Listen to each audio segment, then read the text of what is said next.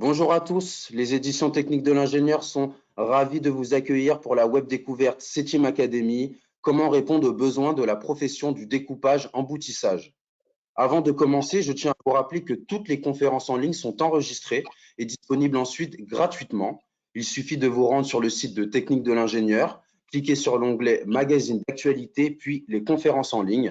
Vous pourrez retrouver le replay de ce webinaire d'ici quelques jours. Aujourd'hui, en partenariat avec le CETIM, nous allons parler comment répondre aux besoins de la profession du découpage emboutissage.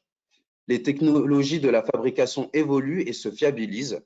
Par ailleurs, dans un contexte d'exigence accrue, le domaine du contrôle évolue très vite grâce aux nouvelles technologies d'investigation, la numérisation des données, leur intégration progressive au sein des process.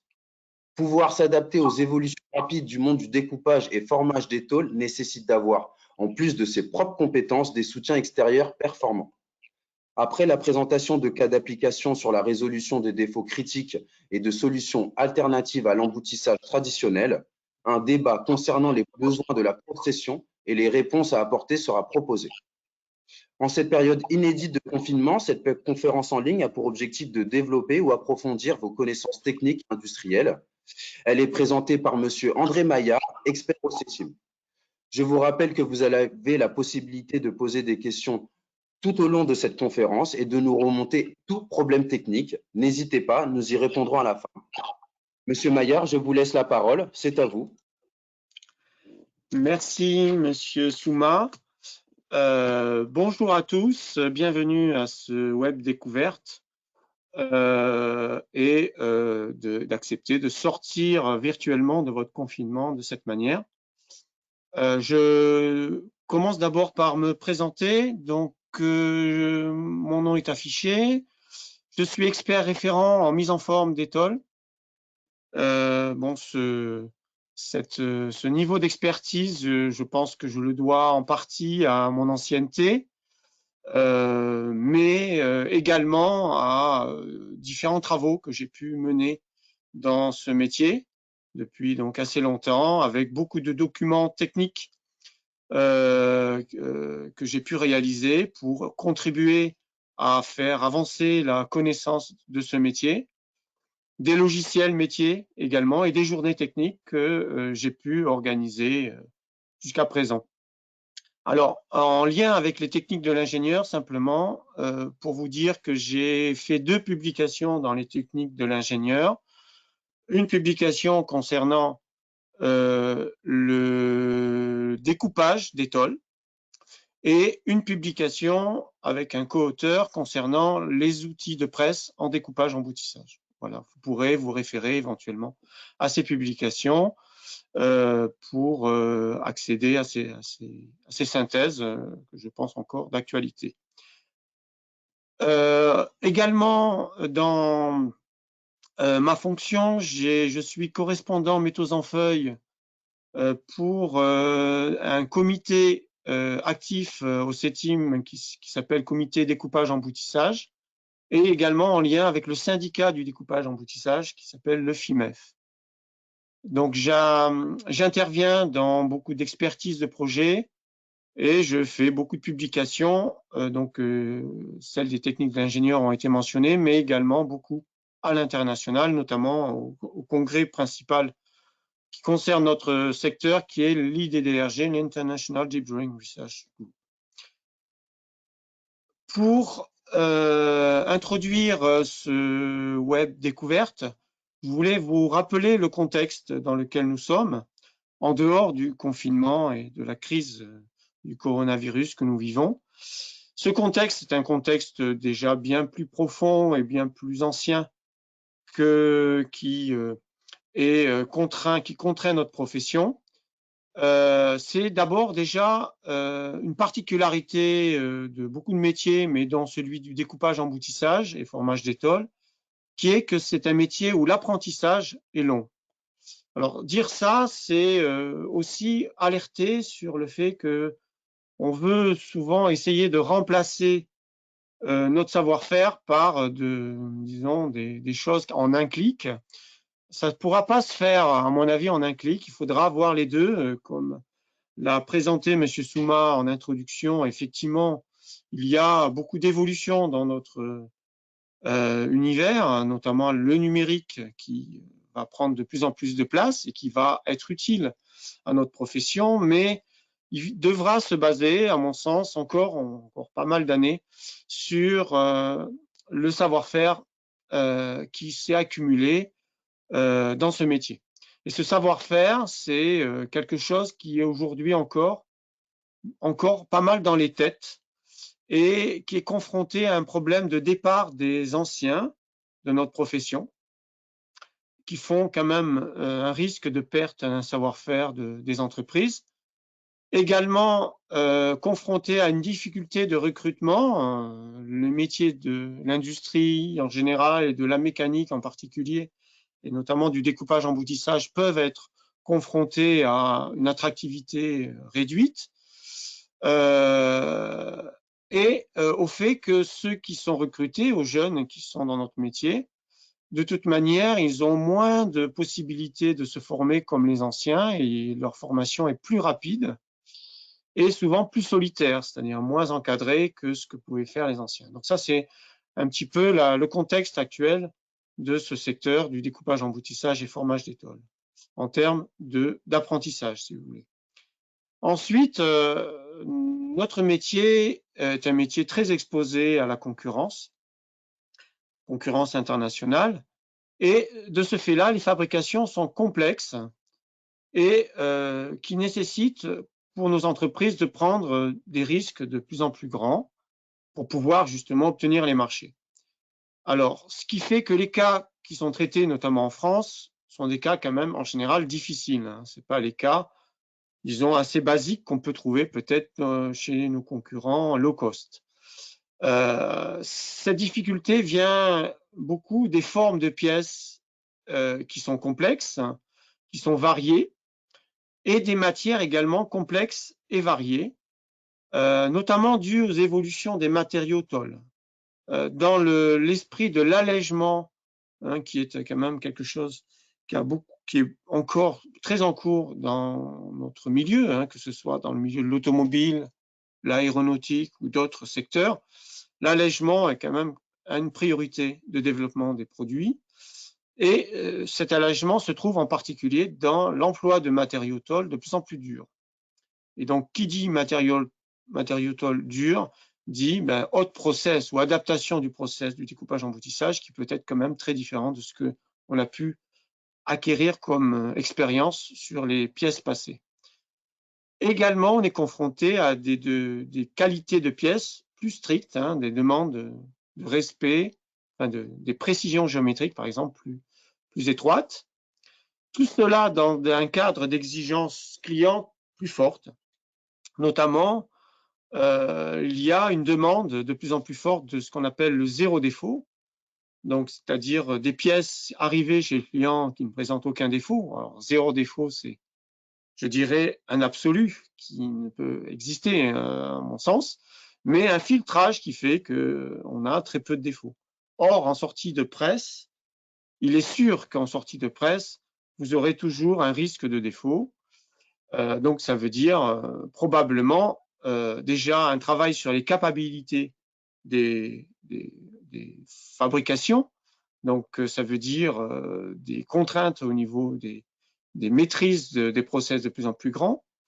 Tout cela dans un cadre de délai raccourci, ce qui également impacte sur la fabrication, parce que délai raccourci, ça veut dire pas de stock, ça veut dire des changements de fabrication très fréquents dans la journée, qui est lié aux séries plus courtes, et tout cela également dans la demande de baisse de prix, très, très classique dans le domaine très concurrentiel de l'industrie.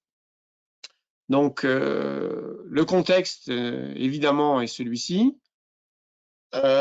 Le CETIM, dans ces circonstances, essaie d'apporter au mieux son soutien à la profession du découpage-emboutissage.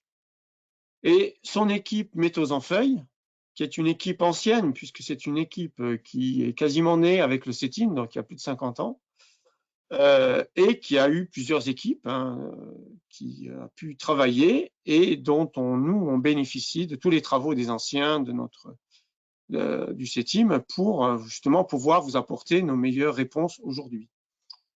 Cette équipe MEF à laquelle j'appartiens répond aux différentes étapes de développement de nos entreprises, que sont les étapes déjà de conception, que ce soit des conceptions pièces, que ce soit des conceptions outils, que ce soit des conceptions au niveau de la fabrication, la réalisation des fabrications.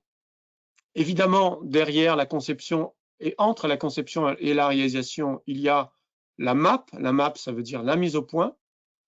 Il y a besoin de caractériser soit la réalisation, les presses, les outils, ou caractériser les pièces.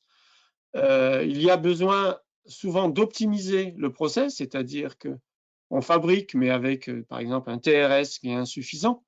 Donc, il faut essayer de trouver les solutions pour pouvoir hausser le TRS, le taux de rendement synthétique de la presse. Et ça passe souvent par des résolutions de défauts. Ça passe aussi par la recherche de nouveaux process plus performants qui va démarquer l'entreprise de la concurrence. Et évidemment, également, ça passe par la compétence du personnel et notamment de la formation. Donc, tous ces points-là sont évidemment des points sur lesquels nous répondons.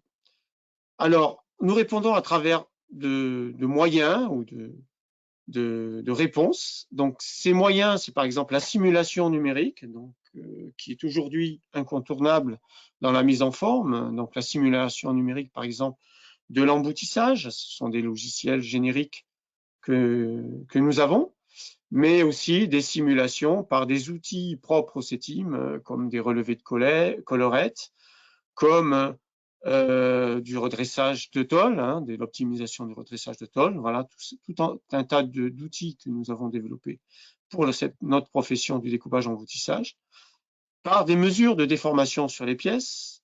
Savoir comment se déforme la pièce, c'est un éclairage très important pour mettre au point, pour optimiser les process, pour optimiser les pièces. Donc, nous avons, nous, des moyens de mesure sur les pièces de ces déformations qui sont absolument nécessaires. Un des points très cruciaux dans le développement de la conception des outils, c'est la conception des gammes de formage. Il n'existe pas de logiciel qui puisse définir des gammes de formage. Ces gammes sont issues de l'expérience. Et donc, nous avons assez d'expérience pour pouvoir proposer des gammes de formage. Par contre, évidemment, les logiciels, la simulation numérique, permet de comparer nos propositions de gamme et de pouvoir ensuite justifier peut-être probablement le choix de la gamme qui est probablement la meilleure. Évidemment, il faut choisir les paramètres d'outillage, les rayons, les jeux, les pressions, qui sont très importants. Il faut caractériser la matière, la tôle que l'on va travailler. Il faut la caractériser par des essais de traction, par des essais d'emboutissage, qui sont des essais d'emboutissage type standard. Par exemple, il faut choisir, par exemple, des matériaux à outils, ou des revêtements, ou des lubrifiants. Il faut également développer des analyses de défauts et nous proposons des méthodes performantes pour cela ou des nouveaux process comme le formage assisté thermiquement, dont on parlera un petit peu dans cette présentation. Des formations, là aussi je parlerai un peu de formation et des nouveaux process. Ensuite, nous avons, nous, au CETIM, une plateforme d'essais où on pourra faire des essais mécaniques, sur presse mécanique, sur presse hydraulique, des presses, plusieurs effets, avec des outils qui sont en général chez nous instrumentés, pour avoir accès à tout un tas d'informations qui puissent ensuite nous faire comprendre et agir ensuite sur l'outil ou comprendre les résultats. On fait notamment des mesures d'effort, notamment en lien avec le suivi d'usure, par exemple. Donc, vous avez, par exemple, sur la droite, un document qui s'appelle Données matériaux en découpage emboutissage, qui est une base de données matériaux pour ce secteur-là, qui est très précieuse pour les bureaux d'études. Vous voyez en haut, par exemple, le résultat d'un logiciel de simulation qui s'appelle CETIM Soyage, et qui permet d'évaluer la faisabilité au relevé de coller. Et un peu plus haut, vous voyez les essais que nous avons pu réaliser sur différentes formes de poinçons pour le découpage incliné, le poinçonnage incliné. Alors, je voulais maintenant aborder les points importants de cette présentation qui concernent des exemples de réponses aux besoins de la profession du découpage emboutissage. Et cela, je propose de le faire à travers des exemples qu'on a pu réaliser pour les entreprises. Donc, le premier exemple, ce sera un exemple de diagnostic de défaut de pièces fabriquées, où je vais parler d'abord de méthodes pour pouvoir faire ce diagnostic. Par exemple, sur une pièce qui est affichée ici, où on voit ce qu'on appelle un tombé de bord, puisque bon, là, ici, ce serait un relevé de bord, mais en fait, la pièce, c'est un tombé de bord, où vous voyez une fissure, ici. Le développement de pièces complexes, et dans ce cas-là, je vous montrerai une démarche complète depuis le cahier des charges jusqu'à la mise au point pour cette pièce complexe. Et là, vous voyez l'exemple de pièces qu'on va traiter. Des formages alternatifs aux opérations de formage traditionnels. Donc là, j'ai voulu montrer qu'on pouvait également orienter sur des process qui sont des process nouveaux, sur lesquels on se pose des questions et sur lesquels nous, on peut intervenir. Par exemple, ici, ce sera le magnétoformage et le formage à mi-chaud. Donc, ce sont les deux cas que vous voyez sur la droite. Et on terminera sur le développement des compétences. Et je parlerai en particulier, en dehors de les formations intra sur lesquelles nous avons donc plusieurs stages à la carte, disons pas à la carte des stages standards. Ici, je présenterai des formations plutôt à la carte qu'on appelle intra-entreprise. Et je clôturerai ma présentation sur je vous laisserai la parole pour discuter de cette question sur le besoin de la profession de découpage emboutissage et sur les différents points éventuellement sur lesquels vous voulez avoir des réponses un peu plus précises. Alors, si je reprends ce programme et j'aborde ce premier point. Donc, le premier point concerne l'exemple de diagnostic de défaut de pièces fabriquées. Et je voudrais vous parler de la méthode. Donc, le diagnostic de défaut des pièces fabriquées, c'est une méthode que nous poussons à réaliser par des analyses métiers, d'abord. Ça veut dire avec des gens qui puissent utiliser des règles de métier, leur expérience métier, et faire ça en groupe. Pourquoi en groupe? Parce que l'analyse de défaut est souvent quand même assez difficile et on a besoin d'avoir la discussion et la confrontation avec l'avis d'autres personnes pour pouvoir trouver le meilleur passage pour la réponse au problème. Donc ça, nous le faisons avec la conduite CETIM, c'est-à-dire la conduite de spécialistes de découpage emboutissage du CETIM, qui peuvent, en plus des méthodes de conduite de groupe, apporter leur propre savoir-faire et pouvoir donc également guider ce groupe pour pouvoir réussir cette analyse de défaut. Alors, cette analyse de défaut, au CETIM, nous la centrons sur l'analyse des causes.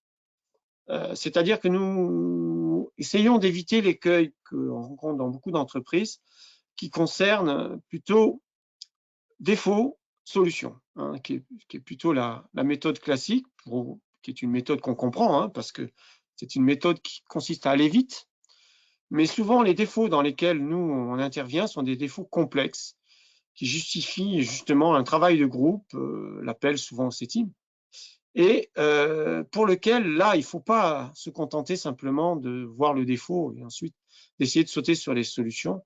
Il faut essayer de le comprendre. Et la seule manière de le comprendre, c'est de passer par les causes. Donc, ça nous garantit de trouver des solutions justement robustes.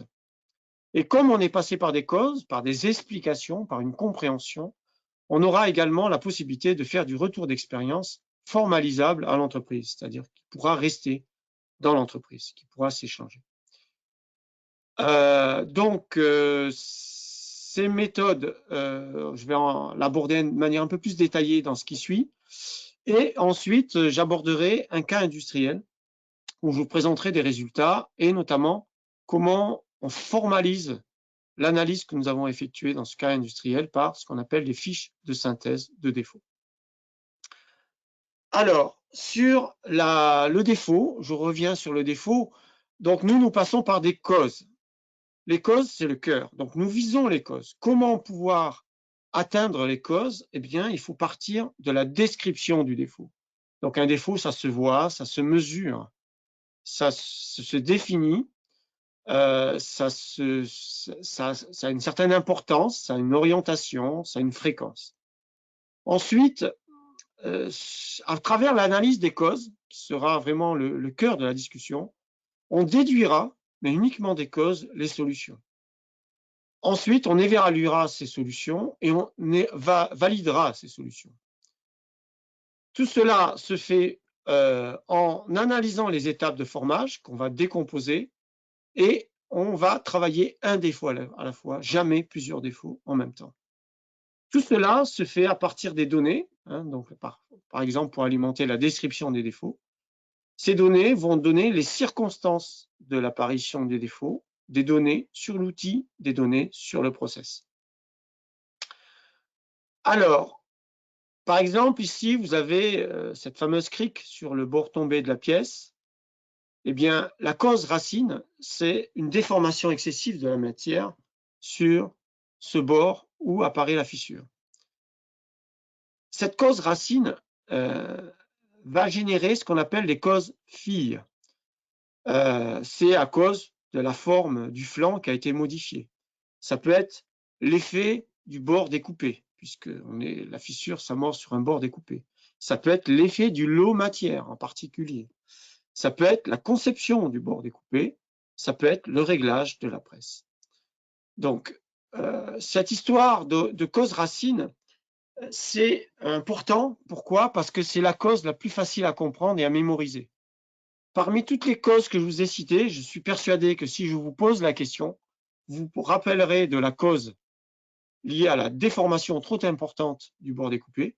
Par contre, vous ne vous rappellerez pas immédiatement des causes filles, des 5 ou 6 causes filles que je vous ai rappelées. Par contre, cette cause racine vous permettra de retrouver toutes les causes filles par simplement déduction. Alors, cette cause racine, elle est basée souvent sur des mécanismes de déformation qu'il faut comprendre. Donc, c'est souvent le rôle du CETIM de vous réintroduire cette compréhension. Et elle est également transposable à d'autres outils, à d'autres fabrications que ne sont pas les causes racines. Les causes filles, par contre, elles ont un intérêt parce qu'elles ont un sens au niveau des intervenants sous presse. Ce sont des causes concrètes. Elles vont donner quelque chose sur une dimension, sur une dureté, par exemple, non adaptée d'un élastomère. Là, je suis par exemple dans le formage sur élastomère, un décentrage du flanc, un calage non adapté. Tout ça a du sens plus concret auprès du régleur sur presse, auprès des gens des ateliers ou de l'entreprise. Et automatiquement, là, c'est plus facile de trouver les solutions puisque les solutions sont des réponses aux causes. Et donc, on va répondre dans ce cas-là aux causes filles. Et si c'est un problème de décalage du flanc, eh bien, on va recentrer le flanc. Si c'est un problème de calage non adapté, eh bien, on va ajuster les cales, etc. Voilà, donc voilà pour présenter la démarche. Cause racine, cause fille. Maintenant, je voudrais passer au problème industriel. Donc, ce problème industriel, ce cas, je vous le présente. Donc, c'est un problème d'homogénéité de la tranche découpée de lames. Alors, voici ces lames. Il y a plusieurs lames qui sont les unes posées sur les autres, qui permettent de comparer ces bords découpés. À chaque fois que vous voyez une lame, vous voyez la tranche découpée et vous voyez les parties brillantes. Les parties brillantes marquent finalement une hétérogénéité dans le bord découpé que l'on voit ici. C'est un aspect brillant hein, sur cette tranche. Elle est locale, elle est située sur la partie arrière de la dent droite plutôt que vers le centre, et plutôt vers le centre, pardon. Ce sont des résultats obtenus sur une production en cours suite à un contrôle de pièce. Et par contre, c'est un défaut aléatoire. Lorsqu'on regarde la matrice, on voit sur la matrice, ce que vous voyez sur la photo, ce qu'on appelle un écaillage. On voit un écaillage de l'arête de coupe dont la position correspond exactement à la position du défaut sur la pièce. Donc, ce qu'on peut dire que très probablement, cet écaillage est à l'origine du défaut d'hétérogénéité du bord découpé, du fait d'une mauvaise découpe à cet endroit-là. Mais en réalité, ce qu'on voit, c'est une cause fille. Parce que cet écaillage, qui est effectivement directement en lien avec l'hétérogénéité du bord découpé, est lié à une autre cause, qui est ce qu'on appelle la cause racine, dont je vous ai parlé. Et donc ici, une cause racine principale, il peut y en avoir d'ailleurs plusieurs, qui est une remontée de débouchure.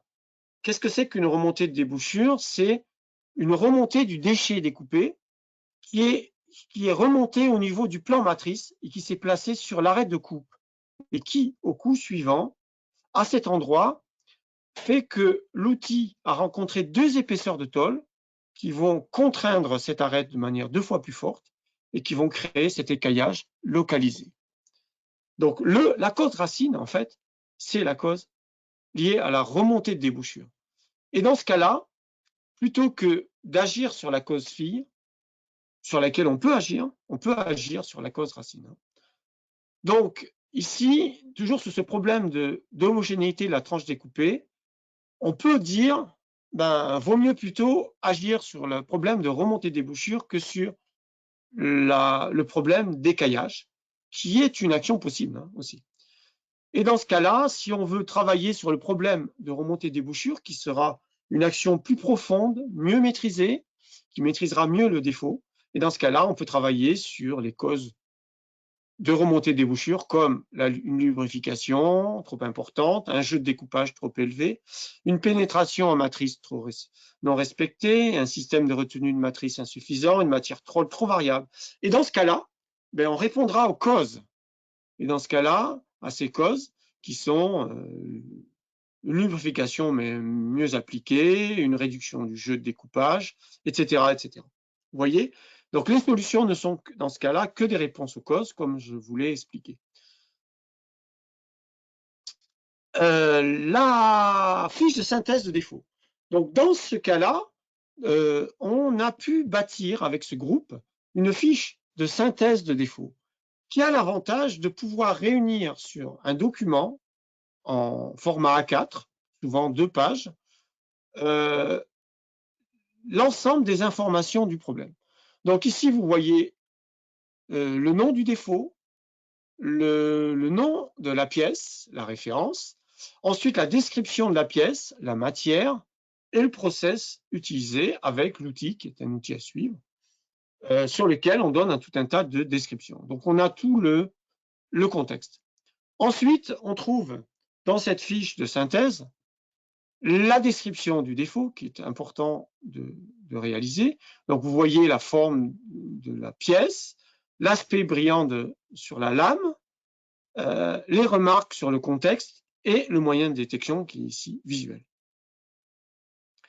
Et surtout, vous retrouvez l'analyse du défaut. Et l'analyse qui se décompose ainsi, analyse des causes et solution.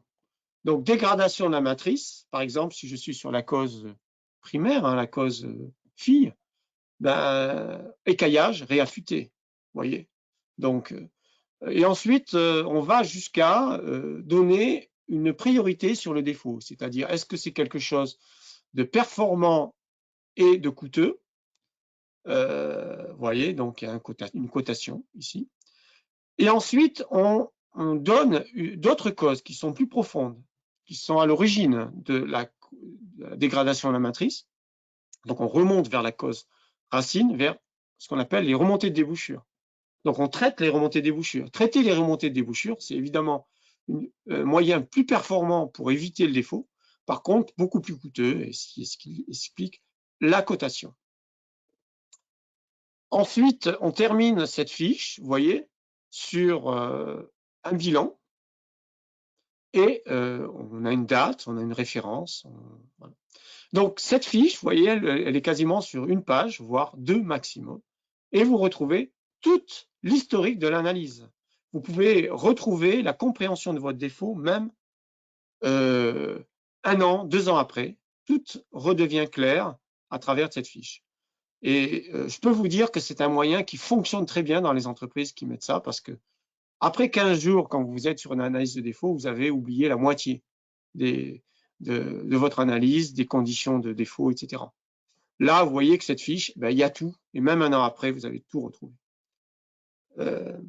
Voilà, donc voilà un exemple, par exemple, d'aide que nous pouvons apporter aux entreprises, par exemple, pour le diagnostic de défaut. Deuxième point, c'est un développement de pièces complexes. Alors ici, pour ce développement, nous intervenons, comme je vous l'ai expliqué auparavant, sur la conception des pièces, de la pièce et de l'outil, pour le cas, par exemple, pour un cas donné. On prend en compte les contraintes de productivité et de coûts, hein, qui sont évidemment importants pour l'entreprise. Notre savoir-faire, évidemment, est beaucoup sur le métier, et donc le développement des gammes, qui est central pour développer l'outil, et de notre proposition, qui est souvent confrontée à la vie de l'entreprise. Si c'est une entreprise du métier, elle pourra discuter de la gamme avec nous. Si c'est une entreprise qui n'est pas du métier, on pourra lui expliquer pourquoi on a fait ce choix. Ensuite, on va développer ou on va contribuer au développement de l'outil de formage. Donc, on va faire un cahier des charges. Donc, le CETIM, lui, ne développe pas d'outils proprement dit. On a une profession qui fait ça très bien. Par contre, nous, on développe un cahier des charges de réalisation d'outils et on va choisir, par exemple, des sous-traitants ou l'entreprise pour laquelle on travaille a ses sous-traitants et donc nous, on intervient auprès de son sous-traitant avec ce cahier des charges pour pouvoir ensuite travailler avec eux et on va suivre tout le développement de l'outil. On va ensuite, on peut aller jusqu'à la mise au point de l'outil, donc tout dépend de ce que veut l'entreprise et jusqu'où elle veut qu'on l'accompagne, la validation et pouvoir ensuite participer au bilan du projet. Donc, le cas que je vais présenter, c'est une pièce droite-gauche, donc une pièce automobile, hein, souvent droite-gauche c'est automobile, en acier doux pour emboutissage profond qu'on appelle le DC04, qui est un acier non revêtu ici, d'épaisseur 1,2 mm. Donc, on partait sur des cadences automobiles de 5000 pièces par jour. On avait les tolérances qui étaient définies dans un plan, qui était dans un fichier fourni, et on avait un délai de réalisation, donc c'est une étude passée, jusqu'à mars 2017, avec la pièce à réaliser que vous voyez apparaître sur la droite. La pièce ici a été habillée, si vous voulez, comblée, pour pouvoir la mettre en forme pour l'emboutissage. On n'emboutit pas une pièce, évidemment, ajourée comme ça. Une pièce emboutie est non ajourée d'abord. Donc, c'est ce qu'on a fait ici. On a comblé les vides. Donc, on a imaginé comment pouvait être la pièce une fois les emboutissages réalisés. Ensuite, on a développé la pièce, c'est-à-dire on l'a remise à plat, en fait. Une pièce emboutie ne se développe pas vraiment, mais se remet à plat. Donc ici, c'est plutôt une forme rectangulaire, avec différentes pertes qui sont liées au fait qu'on travaille sur outil à suivre et qu'il faut donc intégrer toutes ces pertes. Donc on a un flanc nécessaire pour pouvoir faire la pièce de 150 x 210 mm. Ensuite, on a fait une gamme de formages. Donc, c'est une gamme en 13 postes qui part d'un poinçonnage des trous de pilotage jusqu'à la séparation de la pièce sur l'outil à suivre, avec différentes opérations, dont l'emboutissage en plusieurs étapes, dont le découpage, les poinçonnages, les formages de collets et même un taraudage fait sur l'outil. On détermine également les efforts et les dimensions d'outils. L'outil ici, c'est un outil de 310 fois plus de 2 mètres, donc plutôt pas très large et très long, avec un tonnage de à peu près 100 tonnes. Également, on part dans un chiffrage de l'outil. Il faut essayer, on peut demander à ce stade-là d'estimer le prix d'outil. C'est pas toujours facile parce que c'est un milieu très concurrentiel. Donc, c'est pour ça que je dis que c'est un chiffrage estimatif. Au CETIM, on a une équipe chiffrage qui nous aide à faire cela. On a également développé des outils de chiffrage dans notre métier. Ici, on a utilisé une technique de chiffrage parmi d'autres techniques de chiffrage d'outils de découpage emboutissage, qui est basée sur les postes et la complexité des postes et des opérations que vous voyez ici. Et à partir de cette analyse de la complexité des postes, qui est écrite dans l'affichage que vous voyez ici, ben on a un outil qu'on déduit à peu près à 180 000 euros, un prix pièce à 0,5 euros par pièce. Et également, on travaille sur les délais. Donc, entre le début de la fabrication et la fin de la fabrication, eh bien, on a voilà, quelque chose qui, de plusieurs mois, comme on le voit ici, depuis l'étude d'outils, l'homologation ici, et la réception d'outilleurs, par exemple, qu'on voit ici.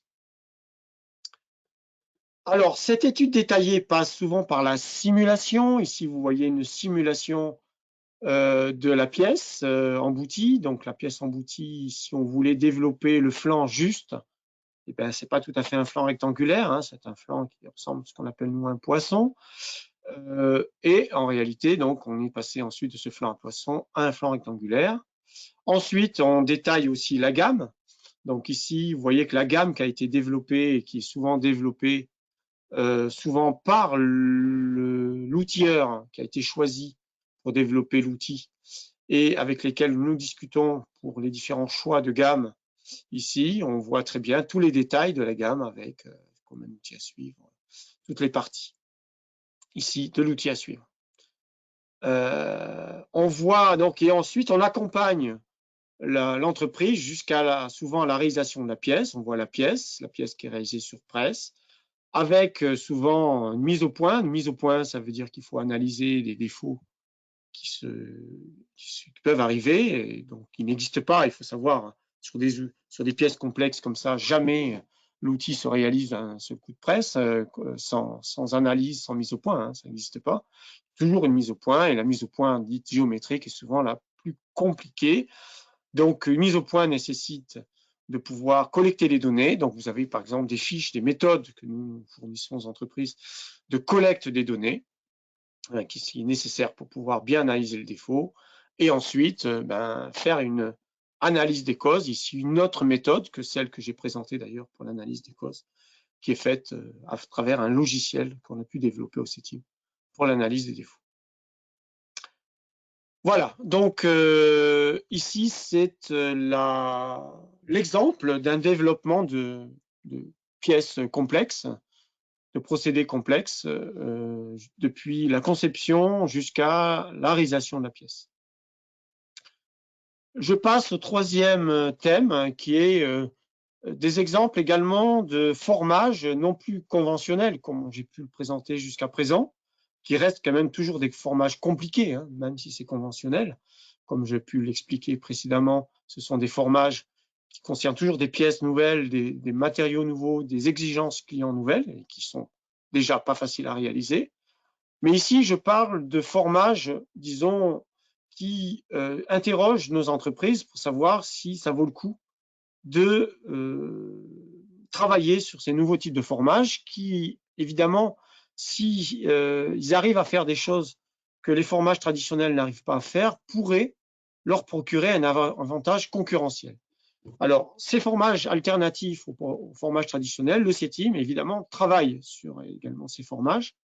Et je voulais présenter ici deux exemples de travaux qu'on a pu réaliser sur ces formages. Donc, le cas, par exemple, du magnétoformage, ici représenté par la figure de droite, qui est un formage par force électromagnétique, qui va déformer la tôle de cette manière. Et on va avoir donc un cas sur un relevé de collé et par une approche numérique. Et ici, le cas d'un formage à mi-chaud de l'aluminium. Donc, c'est un formage assisté thermiquement sur l'aluminium à température. Et sur le cas également particulier qui est présenté sur la droite et qui est un pliage qui est assisté thermiquement avec deux étapes, notamment l'évaluation du matériau, qui est très important dès qu'on travaille en formage assisté thermiquement, et par des essais. Le cas du magnétoformage, donc ici, ça concernait une pièce. Donc cette pièce est une plaque avec plusieurs relevés de collé. Donc c'est sur un acier inoxydable qu'on appelle ferritique, un X6CR17, épaisseur 0,6 mm. Il y avait 35 collets de diamètre 3, des petits diamètres, assez proches d'ailleurs, avec contenu dans une plaque de 43 mm de diamètre. La méthode visée, c'était le magnétoformage dont je vous ai parlé. Et la question, c'était une étude de faisabilité.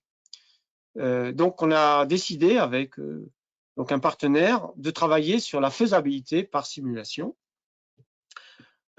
Ici, c'était le principe qui avait été adopté, c'était du formage à partir d'un outil où on faisait d'abord une déformation et la fin de la déformation venait faire le découpage du fond de l'embouti pour former le collet. Ce relevage de collerette multiple fait par magnétoformage nous a montré que la force nécessaire pour découper le fond était insuffisante. Et comme on le voit ici, à travers des mesures notamment de déformation, on a pu voir qu'on avait en cisaillement des niveaux de cisaillement qui étaient insuffisants pour pouvoir découper le fond. Et ce qui a montré qu'il était nécessaire pour cette technique de magnétoformage d'utiliser ce qu'on appelle un pousseur en aluminium. Pourquoi un pousseur en aluminium qu'on représente ici sur la figure qui vient d'apparaître? Donc un pousseur d'aluminium, c'est un élément métallique qui va pouvoir développer des efforts beaucoup plus importants par magnétoformage du fait des caractéristiques du matériau qui sont beaucoup plus conducteurs qu'est par exemple ici l'aluminium. L'aluminium étant plus conducteur permet de développer des efforts électromagnétiques plus puissants et donc aide à pousser l'acier inoxydable ferritique qui l'était moins. Et donc grâce à ce pousseur que vous voyez ici qui s'est mis sur la tôle en acier inoxydable, eh bien, on a pu augmenter les efforts et qui s'est concrétisé par une vitesse d'impact que la courbe bleue ici, beaucoup plus rapide, et donc avec un effort au niveau de la déformation beaucoup plus important. En bilan, cette étude de faisabilité par simulation numérique a montré qu'il fallait, si on voulait se lancer dans ce magnétoformage, adopter une technique avec un pousseur en aluminium, ce qui est forcément une contrainte en termes de process, puisque ça utilise un autre matériau, en termes de consommation matière, c'est un coût. Ça aussi, ça augmente un peu le placement et la cadence de fabrication, le temps de cadence de fabrication, mais qui était nécessaire pour pouvoir faire la découpe du fond du collet, qui était le problème principal, également pour protéger la pièce d'arc électrique à l'instant de la découpe, qui était également quelque chose qui avait été signalé lors de la simulation. Ça a également permis de montrer qu'on pouvait travailler avec des générateurs de 50 kJ et 25 kV. Par contre, ça n'a pas pu arriver jusqu'à définir la qualité de découpe. C'est-à-dire que si on pouvait découper, comment serait la qualité de découpe? Est-ce que ce serait un arrachage? Est-ce que ce serait un beau cisaillement qu'on peut trouver entre poinçon et matrice en dur? Voilà, donc ça, c'était pas levé comme incertitude. Et donc, ce qui montre que les essais devaient être ensuite réalisés. Donc, c'est quelque chose qui n'était pas simplement à déterminer à partir de simulations. Je vous montre une autre analyse qui est ici le formage assisté thermiquement qui concerne le cas du formage à mi-chaud de l'aluminium. Alors pourquoi on dit nous à mi-chaud? Parce que c'est un type de formage dans lequel le CETIM s'est spécialisé depuis maintenant presque 10 ans, qui concerne un formage très industrialisable, entre guillemets pas très cher, plutôt à grande cadence, et à des températures qui font que ça n'exerce pas des contraintes vraiment trop fortes au niveau de l'équipement et notamment de l'outil. Donc, ce sont des températures qui sont autour de 200 degrés. Pour l'aluminium, c'est une température dite mi-chaud ou à tiède, que certains appellent également à tiède. Donc, le cas que je vous montre, c'est un cas que je peux vous montrer. Il y a bien sûr d'autres cas que nous réalisons qui sont des tas sur des pièces embouties, qui sont avec des déformations beaucoup plus importantes, beaucoup plus généralisées, et pour lesquelles le formage à mi-chaud est encore plus nécessaire. Mais ici, donc, c'est un cas sur du pliage qui montre quand même déjà l'intérêt du formage à mi-chaud. Donc ici, vous voyez simplement sur la figure de droite, le cas du formage à température ambiante, qui est le pli que vous voyez sur la photo du haut, et le pli de cette matière sur la photo du bas à température. Vous voyez qu'entre la photo du haut et la photo du bas, la différence, c'est la température qui a permis effectivement de réaliser un pli sans cric. La matière travaillée, c'est une matière 2017A T4, qui est une matière aéronautique, un classique dans l'aéronautique. Donc T4, c'est un éca qui est trempé et mûri. Épaisseur 1 mm, c'est un pli en V avec un rayon d'attaque très, très faible de 0,2 pour essayer de faire un rayon de pliage faible. On a travaillé différentes stratégies de chauffage à mi-chaud pour ce pliage. Et on a donc pour ce pliage à mi-chaud, que ce soit d'ailleurs en emboutissage ou en pliage, il est très important de connaître la matière et son comportement à température. C'est la raison pour laquelle systématiquement ces études passent par une étude de matière, caractérisation de la matière, puisqu'il y a un lien entre la matière et son comportement à chaud et son comportement en pliage. Et ensuite, il faut passer par des essais de pliage. La caractérisation de cette matière, donc c'est ici à mi-chaud, montre qu'à 180 degrés, c'est une matière qui se comporte bien et qui permet d'accroître la capacité de déformation du matériau.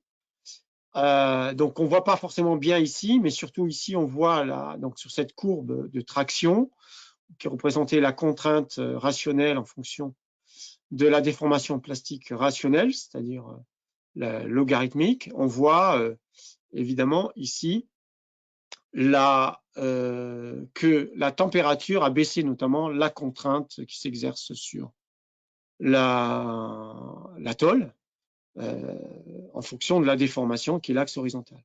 Ce qu'on ne voit pas sur ce diagramme, c'est l'allongement, évidemment, qui est après cette zone-là et qui va, lui, allongement à rupture, qui va s'accroître de manière conséquente puisqu'on passe de 20 à 30%. Ensuite, ce qu'on détermine, ce sont les caractéristiques du matériau de retour à la température ambiante. Pourquoi? Parce que, comme je le disais, on ne veut pas que faire de traitement thermique derrière la pièce après formage, qui entraînerait des coûts trop élevés. L'idée, c'est de travailler sur des outils à suivre, sur des outils de transfert, mais des outils à haute cadence. Donc, il n'est pas question de faire des reprises en traitement thermique. Donc, il faut que les caractéristiques de la matière après formage est mise à température, une fois que la pièce est revenue à température ambiante, ne soit pas détruite par la montée en température, et c'est ce que nous, on veut caractériser ici. Et c'est ce qu'on a pu faire, donc en caractérisant la tôle une fois revenue à température ambiante, on s'aperçoit qu'effectivement, elle a retrouvé toutes les caractéristiques à 20 degrés qu'on voit ici. Et que donc, la matière n'a pas été détruite et qu'on a bien les caractéristiques du matériau initial et qu'il ne sera pas nécessaire de faire de traitement thermique après sortie de la presse. Ensuite, on est passé sur les essais de pliage. Donc, on voit très bien ici sur ce diagramme qui représente sur l'axe horizontal la température et sur l'axe vertical un rapport K qui est bon, ici un axe qui montre le retour élastique. Mais d'abord, on voit une frontière qui est montrée par la droite en pointillé vertical, qui est à gauche, vous avez une rupture, et à droite, pas de rupture. Pas de rupture, c'est lié à la température. Ensuite, lorsqu'on chauffe, et différentes stratégies de chauffe, on voit que quand on chauffe, on diminue notamment le retour élastique, et ce retour élastique diminue quand on se rapproche de 1, et notamment pour une stratégie de chauffage, qui était une stratégie de chauffage où les outils sont chauffés et on vient en frappe, donc ce qui est ici. Et dans ce cas-là, on n'a pas de retour élastique. En bilan, pour l'alliage à durcissement structural, alliage d'aluminium 2017A T4, le procédé de formage à mi-chaud a permis d'améliorer nettement sa formabilité en évitant précisément la rupture et en réduisant très fortement le retour élastique, qui est souvent très important sur les aluminiums en pliage.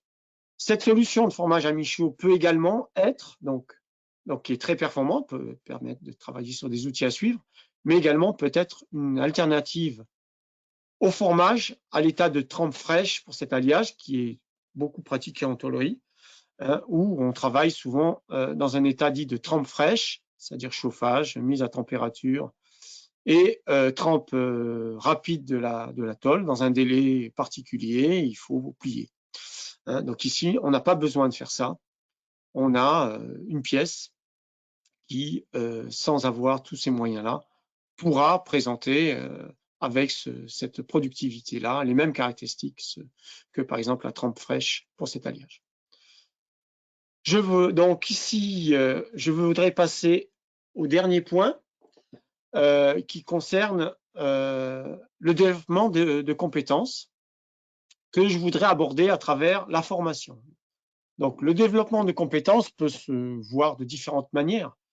On peut les aborder au CETIM à travers de travaux de recueil de connaissances dans les entreprises. Ça peut se faire au niveau de fourniture de bases de données, de logiciels, etc., que nous pouvons fournir aux entreprises. Donc là, je l'aborde à travers la formation. Dans la formation que nous faisons pour les entreprises, et si nous faisons des formations dites à la carte, dans ce cas-là, on sort des formations catalogues que nous faisons pour notre profession du découpage emboutissage et qui sont faites souvent au CETIM à Senlis, mais également à Besançon.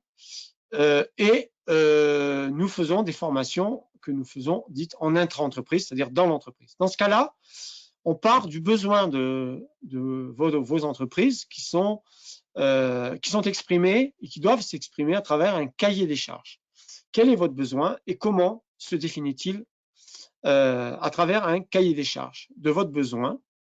Et on définit ensuite le périmètre couvert par notre formation. C'est-à-dire qu'il y a des choses dans votre cahier des charges sur lesquelles on pourra répondre. Il y a des choses qui sont, par exemple, trop liées à une machine. Et dans ce cas-là, on renvoie souvent vers le fabricant de la machine ou le fabricant de logiciels de CAO. Donc, par contre, dès qu'il s'agit du métier, donc là, souvent, ce qui va donc délimiter notre périmètre de réponse. Le but, c'est de pouvoir vous apporter effectivement une plus-value par notre formation. Ensuite, on vous propose un programme de formation qui est basé sur ce cahier des charges, sur ce périmètre couvert sur lequel souvent on s'est entendu. Ce programme est ensuite validé par vous. Et ensuite, si on a travaillé cette conception de formation de cette manière-là, on a toutes les chances que la formation soit adéquate. Et dans ce cas-là, on va construire cette formation. Donc souvent, c'est quand même du travail qui est lié à vos propres données d'entreprise, donc va être très personnalisé. Bien sûr, ça va reprendre tout un tas de savoir-faire et de bouts de formation qu'on a pu réaliser, mais très adapté à vos données à vous. Et puis après, on va construire d'autres bouts qui sont des bouts qu'on n'a jamais construits et qu'on construira pour vous. Ensuite, on va réaliser la formation.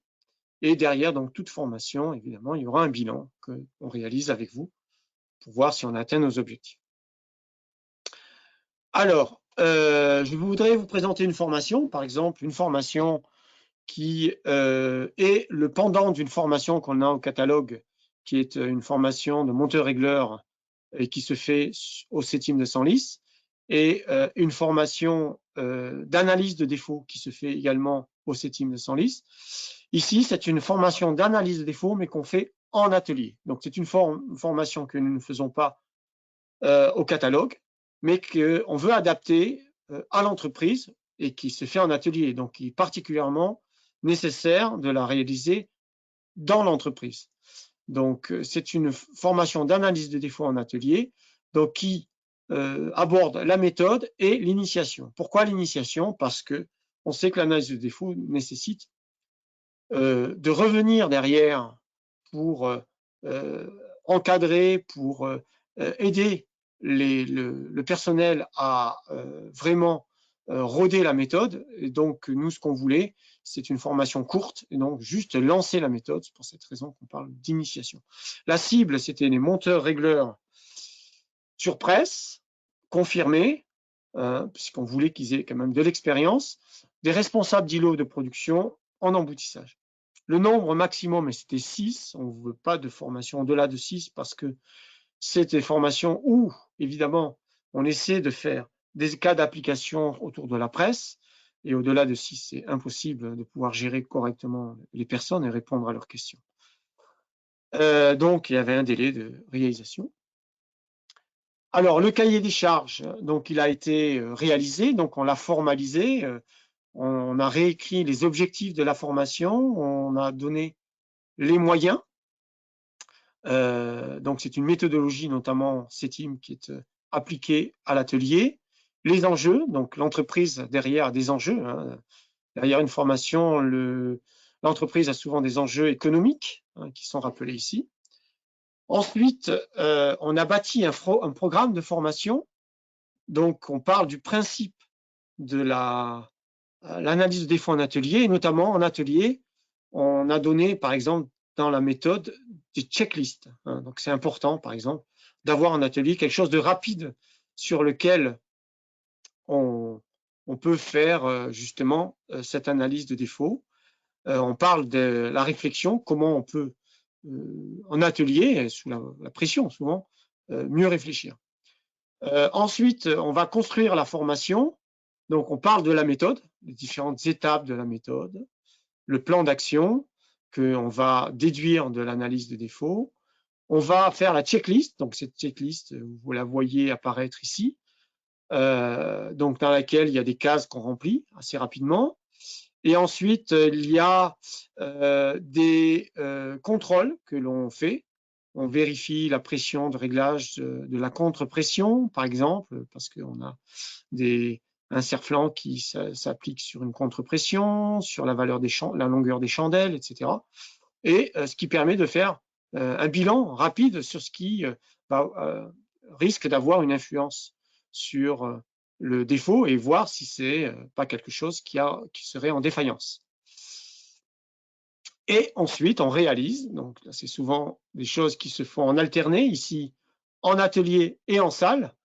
Réfléchir en atelier, c'est une chose, mais formaliser, ça se fait souvent à côté de l'atelier, ça peut se faire à l'atelier, mais un petit peu à l'abri, un petit peu de la pression. Donc, par exemple, sur un paperboard, dans une salle qui était proche, ici, et évidemment, dans cet atelier. Voilà, donc voilà cet exemple pour la compétence, montée en compétence et maintien de la compétence par la formation personnalisée à l'entreprise. Alors, je rappelle, comme je l'ai dit, que nous avons des formations au catalogue qui concernent tous les aspects de la mise en forme en découpage, emboutissage, que ce soit la conception des outillages en découpage, emboutissage, pliage, conception et réalisation des outils, la formabilité des tôles qui est essentielle, notamment en emboutissage, pour pouvoir comprendre comment ça se déforme, pour pouvoir mener la mise au point correctement, pour pouvoir comprendre les gammes d'emboutissage. Le diagnostic de défaut, qui est là, également en stage catalogue, qui est fait souvent à Senlis, mais également c'est fait à Besançon, et également il y a une session à Lyon. Donc sur la méthode, différentes méthodes niveau 1, niveau 2. Monteur régleur sous presse dont je vous ai parlé, qui se fait sur notre presse au CETIM à Senlis. Donneur d'ordre, donc qui s'adresse à souvent les clients des découpeurs emboutisseurs, mais qui ont souvent besoin d'être formés. C'est-à-dire, on s'aperçoit qu'il est intéressant pour les donneurs d'ordre de mieux appréhender le métier de façon à un peu mieux être en phasage avec les découpeurs, ne pas leur demander, par exemple, d'avoir des polémiques sur des précisions sur les pièces qui sont de l'ordre de l'usinage, alors que nous sommes en découpage emboutissage et qu'on part de tôle et d'opérations qui ne sont pas d'usinage. Donc ça paraît absurde, et c'est absurde d'ailleurs, de parler de tolérance d'usinage sur des pièces mises en forme sous presse. Donc voilà, donc comprendre le métier sans être spécialiste du métier, mais comprendre la gamme, par exemple, mais c'est autant de moyens d'aller plus vite dans la discussion et d'avancer de manière plus positive avec son sous-traitant spécialiste du métier. Également, on a des formations sur la sécurité des presses. Les formations spécifiques, donc sans revenir à la formation que je vous ai parlé, on a des formations metteurs au point, on a des formations sur des techniques d'emboutissage particulières comme l'emboutissage sur élastomère, on a des formations sur le profilage de tôle qui est une grosse spécialité de l'équipe et qui devrait être bientôt d'ailleurs mis en formation standard. On a des formations plus généralistes sur le cintrage de tubes, mais également plus spécialistes sur le mode de déformation du tube, des extrémités de tube, sur le dudgeonnage, qui est une opération d'expansion de tube, sur le repoussage, qui est une opération de formage sur tour, sur lequel nous, on a été les précurseurs sur un des premiers guides, d'ailleurs le premier guide en France sur ce métier, et d'autres techniques, d'ailleurs encore, que je n'ai pas forcément mis ici, sur le formage d'alliages particuliers, comme les alliages aéronautiques, souvent des alliages d'aluminium, mais aussi des alliages, des super alliages, des titanes, etc., sur lesquels donc on a développé beaucoup de connaissances pour cette profession. Évidemment, notre secteur très fort, c'est l'automobile, pièces de structure, pièces de peau, la connectique, qui sont des pièces plutôt cuivreuses, et des petites pièces de très grande précision sur outils carbure, les arts de la table, qui sont des pièces en acier inox, plutôt d'aspect, avec des contraintes de mise en forme particulières, la quincaillerie, qui peuvent faire beaucoup de pièces découpées découpées, pliées souvent, et qui peuvent avoir beaucoup d'aspects de mise en forme sur lesquels on peut intervenir en optimisation et en productivité, par exemple. Alors, j'ai terminé ma présentation sur les 4 thèmes. J'espère pas être allé trop vite. Je pense être resté dans le timing. Vous pouvez trouver des liens vers la formation, des liens vers d'autres rendez-vous que nous avons planifiés, mais dont la date n'est pas encore à définir, mais qui concernent par exemple un webinar qui concernera le congrès mondial qui a dû être décalé à cause du coronavirus et qui devrait se tenir au mois d'octobre prochain. hein, qui apporte énormément d'informations sur l'évolution de notre métier dans le monde, avec la moitié des exposés qui sont des exposés industriels et, je dirais malheureusement, à peu près un tiers des exposés qui sont faits par nos collègues allemands, très impliqués dans la technique, comme tout le monde le sait, et dans le découpage emboutissage. Vous avez également accès à la mécatech, sur notamment les résultats en découpage emboutissage. Le CETIM est le premier centre producteur de connaissances dans le métier du découpage emboutissage. Et vous pouvez nous contacter évidemment de différents moyens, différentes manières dans le découpage emboutissage. Voilà, donc j'ai terminé. Je vous remercie de votre attention. Je laisse la parole à Monsieur Souma pour la suite. Bon, exact. Merci, Monsieur Maillard, pour cette excellente présentation. Tout de suite, nous allons passer aux questions-réponses. N'hésitez pas à nous soumettre toutes vos questions depuis votre panneau de contrôle. Nous tenterons d'y répondre.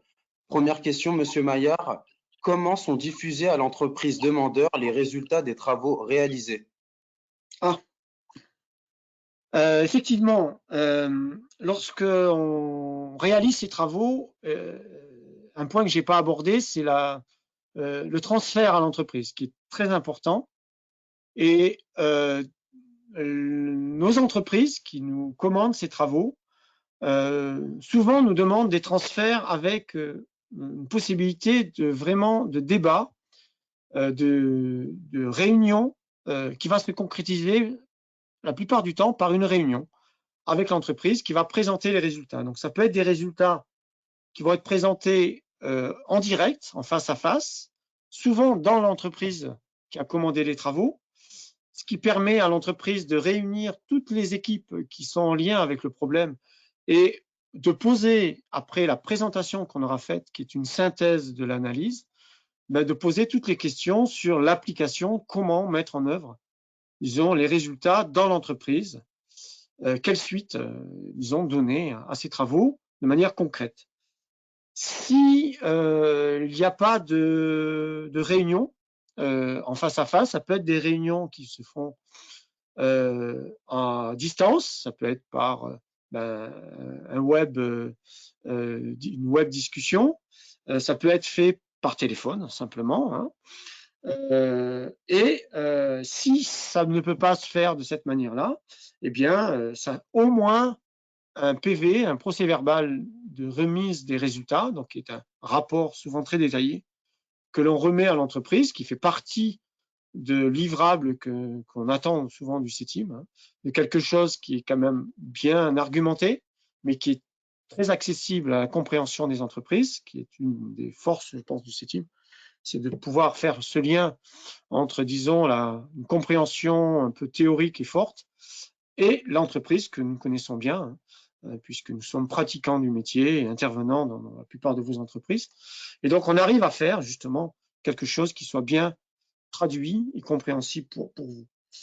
Ça peut être aussi la fourniture de pièces réelles, c'est-à-dire qu'on nous a missionné pour la réalisation d'une pièce proto.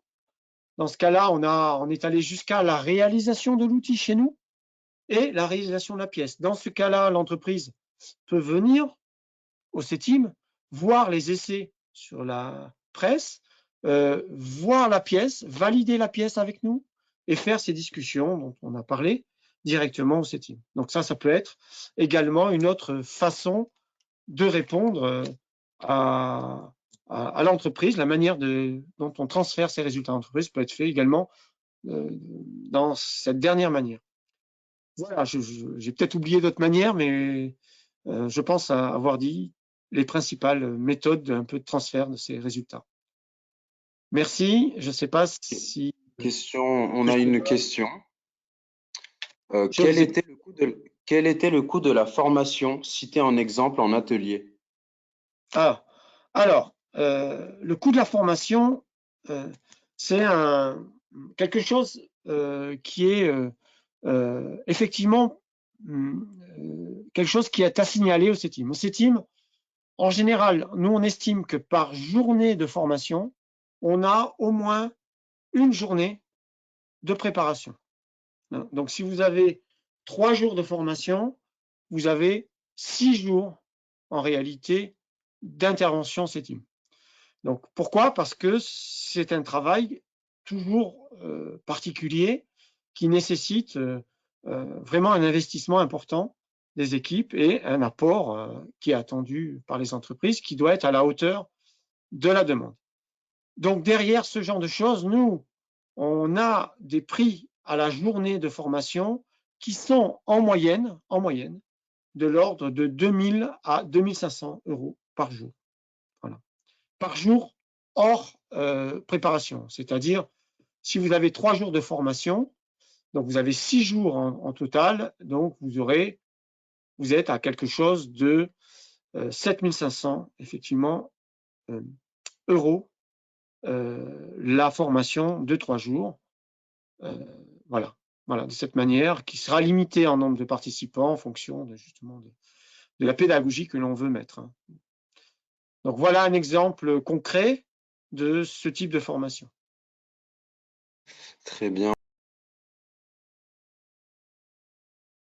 Malheureusement, Monsieur Maillard, je pense que nous n'aurons plus de questions. Très bien, c'est peut-être que j'ai été très clair. C'est exactement, je pense. C'est une très bonne réponse.